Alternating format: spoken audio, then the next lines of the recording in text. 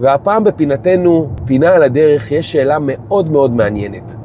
השאלה היא, מה ההבדל בין מסך מקצועי למסך רגיל?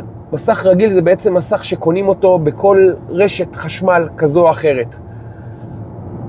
יש לכך שתי סיבות עיקריות. הסיבה הראשונה זה עוצמת הערה. עוצמת הערה היא פי 2 מעוצמה רגילה. במסך רגיל יש 250 ניץ, ניץ זה המושג.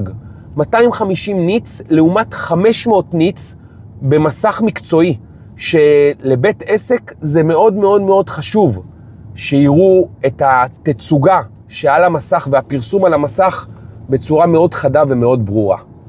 זו הסיבה הראשונה. הסיבה השנייה היא בעצם זמן הערה.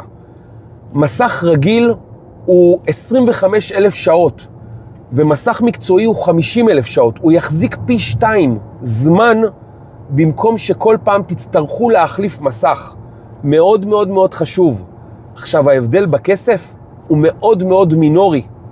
עבורך ועבורך, כשאתם מחליטים האם לקחת, לקנות מסך מקצועי, או מסך רגיל שאתם קונים אותו בעצם לבית.